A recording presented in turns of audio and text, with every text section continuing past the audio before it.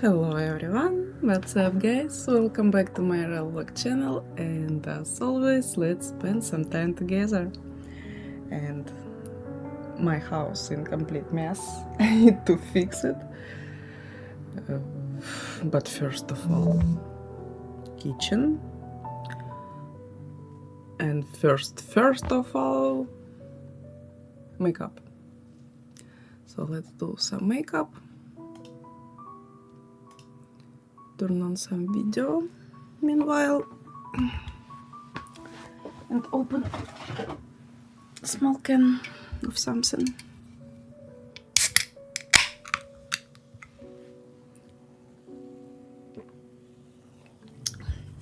Okay, here I'm copying files from my old HDD to new SSD.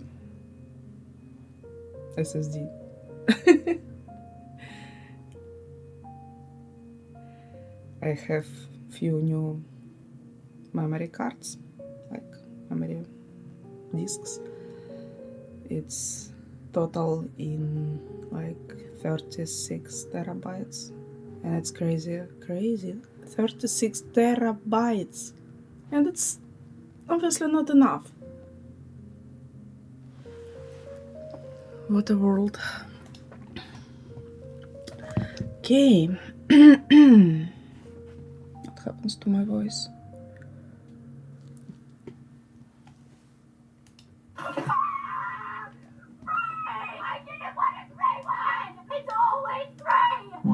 Identity over aesthetics.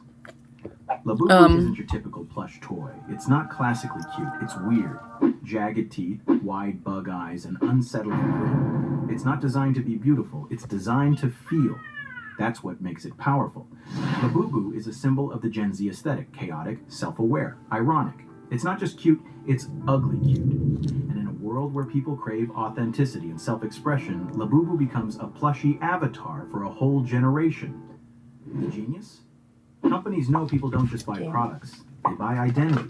They buy feelings. I'm hypnotized already. An aesthetic mood board. It's not about how it looks. It's about how it feels. 2. Tap into collection psychology. The first Labubu? Adorable. The second? Exciting. But the third, 5th, or 15th? That's no longer a toy, it's a mission. Labubu thrives on collection psychology. Once someone buys one, brands know exactly how to turn curiosity into obsession. It's not just about wanting more, it's about needing to complete the set. That's completion bias. Our brain hates leaving things unfinished, like finishing a puzzle or binging a show you're bored of. We chase that sense of closure. So Pop Mart releases Labubu in endless variations. Pastel and dreamy, goth and edgy, sleepy, angry, dessert-themed, jungle explorer. One Labubu starts looking lonely, so you get another, then another. Suddenly, you're knee-deep in a growing, chaotic family of weirdly adorable creatures. Okay, I'm just gonna get one, alright? It's just one, alright? How bad could one be? It's not that expensive, it's not, well, I mean, I have to get it a friend, right? I mean, who's he gonna talk to? He's gonna get bored. And you know, what if they get sick of each other? You know, they need a third guy. And honestly, I have 3. I might as well get the whole set, you know? I mean, like, why not? This taps into a whole buffet of psychological triggers. Oh shit. You've already spent money on a couple. Why stop now? The endowment effect. The moment you own a part of a set, your brain attaches more value to the whole. Some collections come in sets of 6, 9, or 12, and people buy entire boxes just to avoid regret. The hunt becomes the thrill. And just when you think you're done, a new drop appears. Completion becomes impossible, and that's the point. 3. Make packaging. Part of the reward. Opening a Labubu isn't just about what's inside. It's about how it feels to open it. The packaging itself is a dopamine machine. Sure, you can collect all of them, because the creators can create any amount of them. Literally endless. And theme designs, you're already hooked. It feels seasonal, special, even magical. I get the addiction. This is like so exciting to open. Each Labubu comes sealed in a glossy plastic wrap inside the box, making the unboxing feel like peeling back layers of a secret dessert. It's like unwrapping candy or a luxury chocolate bar, except the prize is a chaotic little goblin. This isn't an accident, it's strategy. That satisfying ritual triggers a hit of dopamine, your brain's reward chemical. I don't know, I feel like all it was before, it was before, with any kind of stuff in this type. There was so many of it in our life. Why again? Why it's Labubu again? I don't know. Why people film themselves opening them, reacting to the surprise, and even saving the boxes like they're collector's items themselves. Unboxing becomes part of the product story, a moment to share, savor, and replay. Companies understand that people don't just want stuff, they want experiences. And when the packaging feels like a celebration, the product feels like a prize, even if you've already opened 10 of them. That's how companies turn plastic into pleasure and sales into rituals. 4. Blind box equals instant addiction. Labubu's most genius marketing trick, the blind box. You don't know which one you're getting until you open it. That simple twist turns a cute toy into a full-blown psychological trap. So many times. It's called variable reward scheduling, the same technique slot machines use. You're not guaranteed a win, but the possibility of getting a super rare Labubu, like 1 in 48 or 1 in 72 odds, keeps you coming back for more. This strategy turns shopping into gambling. Buy, open, hope, disappointment, repeat. Привет, Even global superstar Lisa from Blackpink wasn't hooked at first, until she found out about the secret ones. And when I went to Thailand, she was like, oh, let's go to Pop Mart. And then I went with them. And I was like, to be honest, I was like, I was not into it at all. And then they came out. They were like, oh my God, like the one that I want, like it's sold out. It's so hard to get. And I was like, is that hard to get? And as soon as I got them, I go crazy. It's like I go Pop Mart everywhere. If I fly to New York, I go to Miami. I try to find Pop Mart there. Paris, you know, everywhere. Now she visits Pop Mart stores in every country to try her luck. Because owning a rare Labubu isn't just exciting. It gives you bragging. Да, тоже прикольно. Вот смотрю тут видосик про Лабубу. Ты уже, наверное, слышал. Там у вас тоже слышала. Безумие какое-то. С этими Лабубу и брейнротами итальянскими. Какое-то... Офигеть, что происходит. Ну, у нас уже, наверное, отошло это немного. Я просто, как всегда, в последнем этом ряду движения. Вообще не понимаю. Думаю, хоть это... разобраться чуть-чуть. Rights. A secret Labubu feels like a trophy. It's not just cute, it's exclusive. The irony.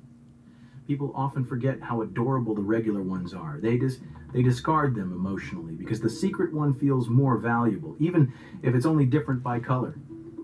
When people don't get the rare one, they feel a mix of disappointment and obsession. So they keep buying entire cases at a time, and that's how the blind box becomes a loop, an endless hunt fueled by hope and perfectly designed heartbreak. 5. Limited drops equals urgency plus scarcity. Labubu doesn't just sell toys, it sells time-sensitive opportunities. Each new release is part of a limited drop, seasonal collections, country-exclusive versions, or short-lived brand collabs. Once they're gone, they're gone. This isn't just about owning a toy. It's about catching a moment that might never come back. That's where the psychological magic happens. This taps directly into FOMO, the fear of missing out. It was so many times, I can't believe. And urgency drives sales. Why it's still working? The demand often far exceeds the supply, which causes people to panic buy, even if they weren't interested at first. Because scarcity does something wild to the brain, it makes the item feel more valuable, not because it's better, but because it's rare. Miss it once, and suddenly you're watching the price triple on resale sites. Now the toy isn't $15, it's $150. And the regret, that sticks harder than the price tag. Even people who don't like Labubu feel the pressure to join in just in case, because it's not just about wanting the toy. It's about not wanting to be the one who missed out. That's how companies turn plastic into an obsession and FOMO into profit. Sixth, celebrity and influencer exposure. Humans are wired to follow trends set by people they admire. Labubu was a niche collectible until Blackpink's Lisa posted a video playing with it. Overnight, it went from a quirky toy to a must-have item. Her massive fan base rushed to get their own Labubu, sparking sales booms across Southeast Asia. That's the power of influencer marketing in... Totally agree. Люди просто какие-то ненормальные. Сейчас еще вот эти итальянские брейнроты траля-лела, тралала, капучино-балерина. Слышал эту фигню? Они просто, блин, такие странные. Тупо какие-то яичные комбинации разных characters, персонажей. Action. Soon, other celebrities caught on. Emma Roberts, Kim Kardashian, Dua Lipa. They were all spotted with Labubu toys styled alongside luxury handbags. Suddenly, Labubu wasn't just a toy anymore, it was a fashion statement. Owning one said, "I'm trendy, cool, and connected." This celebrity endorsement created a feedback loop. Fans not only wanted the toy, but also wanted the status that came with it. Labubu became a symbol of belonging to an exclusive, fashionable community. When people see their idols flaunting something, it triggers a deep desire to fit in and emulate that lifestyle. This social proof transformed Labubu into a cultural phenomenon, driving even more obsession and sales. 7. TikTok equals viral fandom hype. Once celebrities and... Да, играла, заходила... Господи, я заходила на PVI и заходила на Evolved. Оба прикольные, куча народу, там все здорово, все весело. Новые классы, там все вот это вот. На Evolved там был с тенями, то есть с косами. И с цитаделью, с миражом, я так поняла, или не с миражом, а с морем иллюзий, или с тем, не знаю, короче, я туда, в ту область не докачалась, естественно. Очень быстрый кач, из-за чего немного как-то странно это все ощущается, потому что, ну, типа, там за день спокойно там 50 уровень берешь, там, не знаю, за второй, наверное, 100, может, за третий 100, не знаю. Ну, типа, за несколько часов я качнула, что 50 уровень, думаю, да. На PVI там весь контент, кроме духа крови. Духа крови там нет. А так все есть. Ну и народу много в целом, прикольно. Так, ничего, я как бы, ну, прям так вот много времени убивать я особо сейчас не хочу в это, поэтому так, эпизодически. А ты не играл в ПВшку?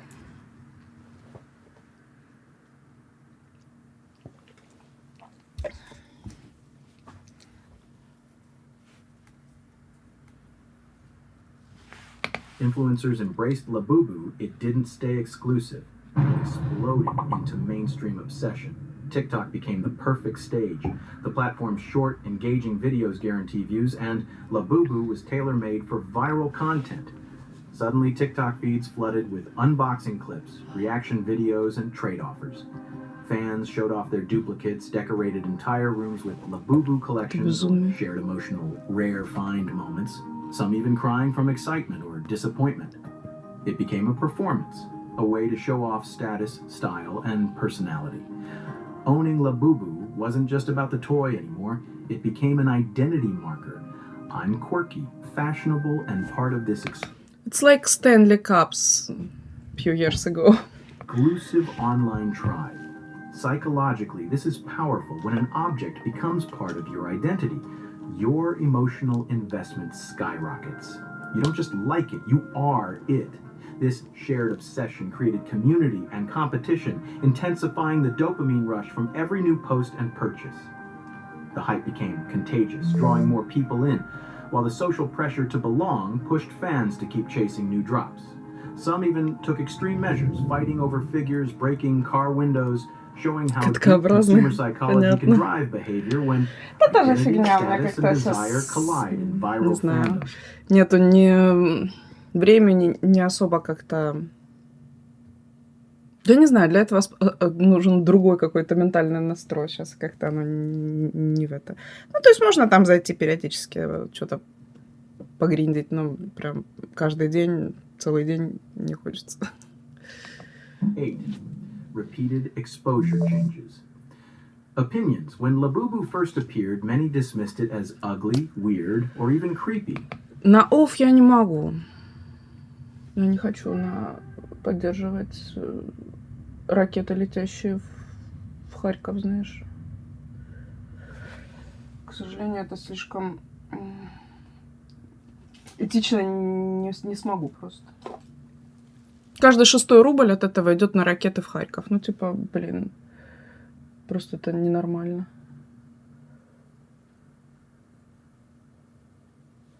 Я с удовольствием куда-нибудь, но на что-то независимое от России.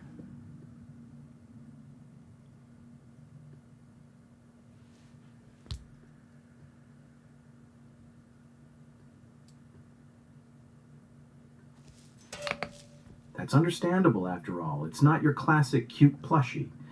But here's where psychology works its magic. The mere exposure effect. This principle says that the more often we see something, the more we tend to like it. Think about that weird song you hated at first. After hearing it on repeat, suddenly you're humming along.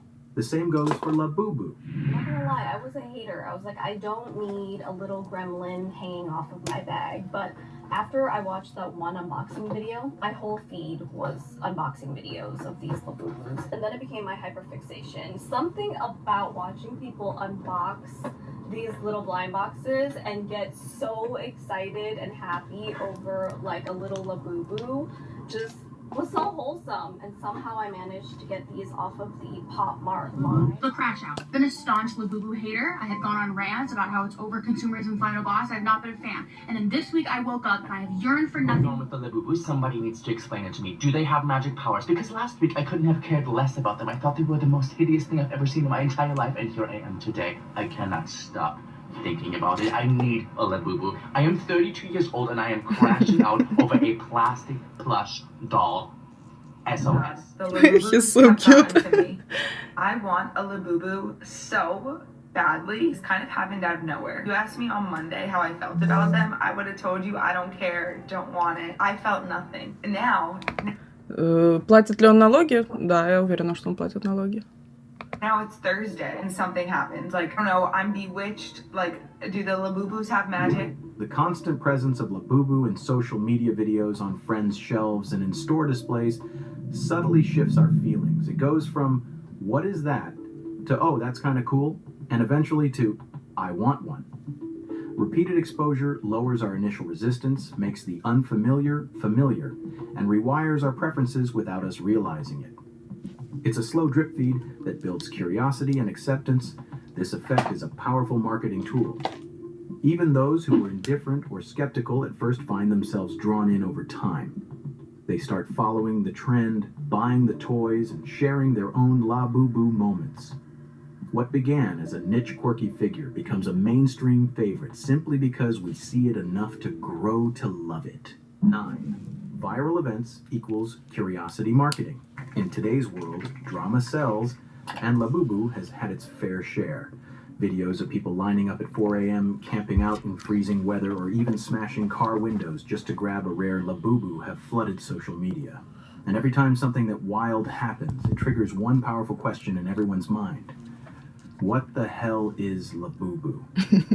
That's the genius of curiosity marketing. When people see others going to extreme lengths for something, their brains automatically... Будь хитрее, не донать. Ну, на самом деле, вообще в целом поддержка такого проекта, даже игра на нем, это не очень хорошо. Можно, конечно, не донатить и там сидеть страдать, но типа зачем?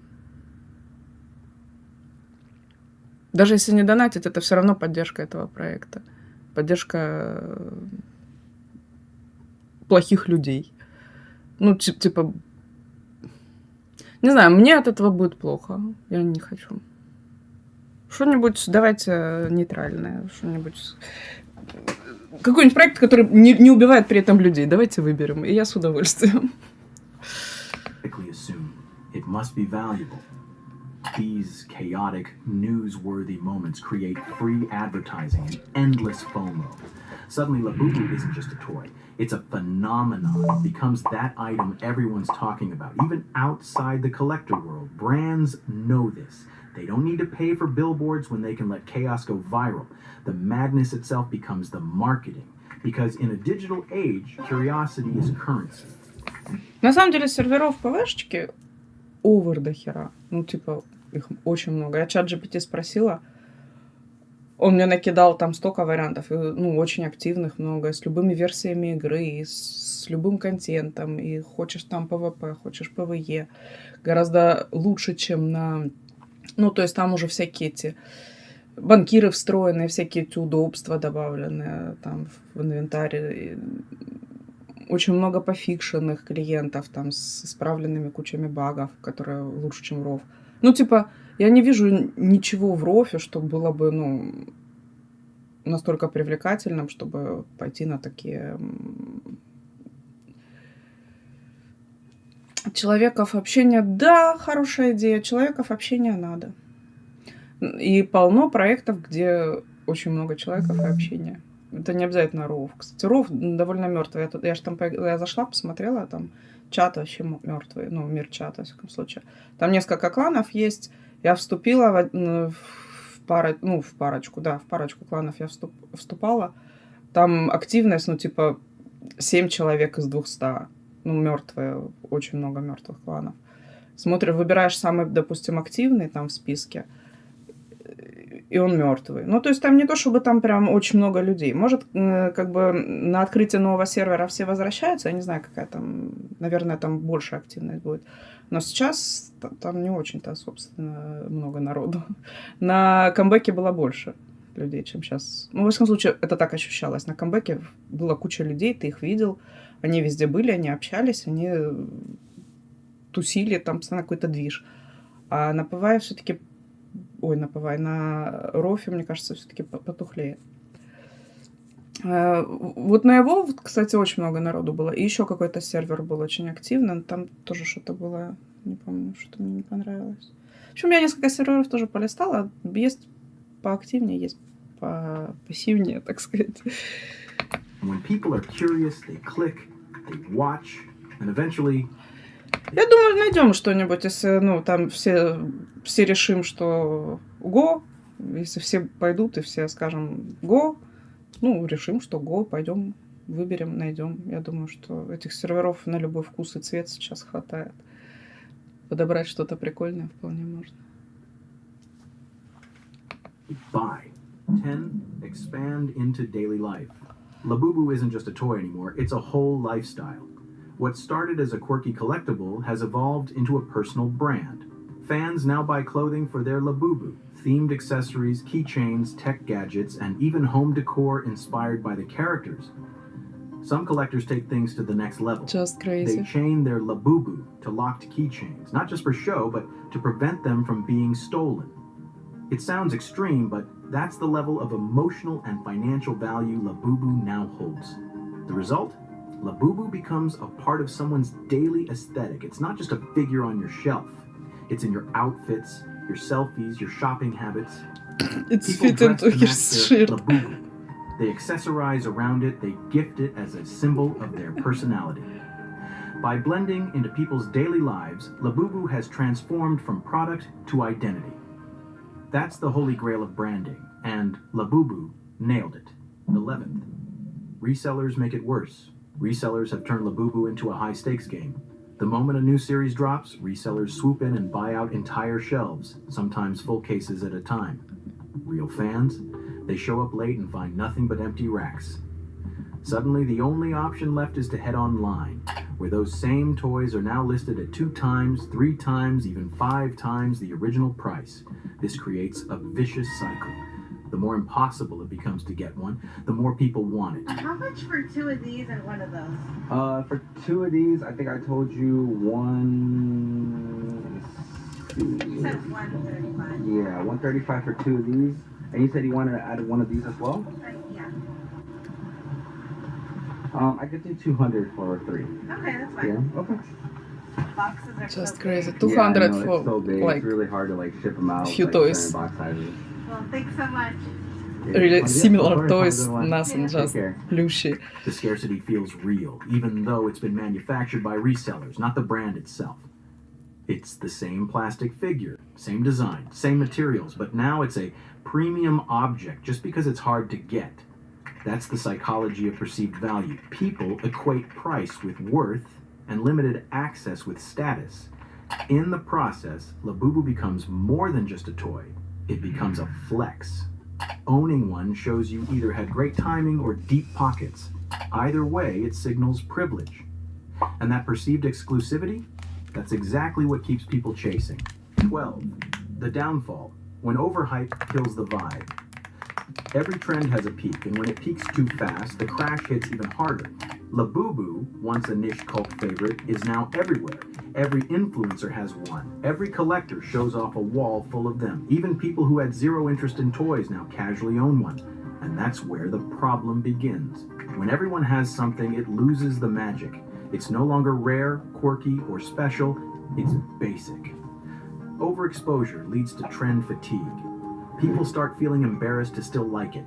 Labubu's blowing up, and I was really worried that this was going to bleed into the other characters of Pop Mart, for example, with Skull Panda. The most recent launch that just happened, I think today or yesterday, it seems like that is the case. I think the new Skull Panda series is super cute as well. I would have liked to have owned one, but with everything that's happening right now, this honestly feels a little bit off-putting. It sounds a little bit extra, but it almost feels like my body is rejecting that consumerist behavior. I don't want to be a part of it almost. I just think it's creating this like really bad cultural mindset around wanting to purchase things just for the sake of it. Overall, I feel like the rising popularity of Pop Mart will eventually lead to its demise. Call me a hater, but I have been a lover of Pop Mart for years. I haven't just recently jumped on the trend and being like, oh, Labubus. I think it just reaches a point, and we've reached that point. What used to be a badge of No coolness sense. now feels like a stamp of you fell for the hype, and the drama doesn't help. Videos of fights in stores, resale wars, or people crying over blind boxes make outsiders roll their eyes. The cult-like behavior turns off casual buyers. No I feel one wants like to it's feel so like part of a primitive. frenzy. Meanwhile, TikTok has already moved on. A new plushie is getting all the But I attention, need one. fresh, exclusive, and not yet overdone. And just like that, Labubu starts its descent from icon to outdated. Not because it changed, but because the audience did. The dopamine high is worn off.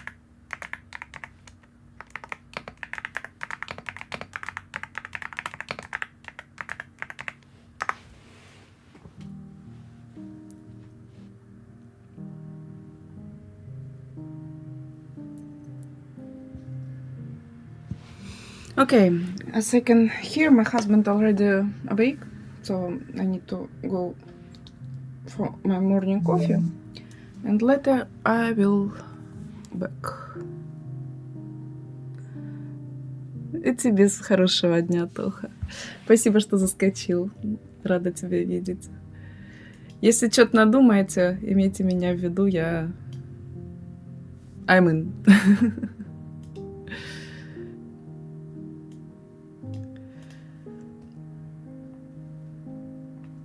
Okay, so I will back later, like in maybe an hour, and I still need to clean my kitchen, clean my room, because it's complete mess here. Okay.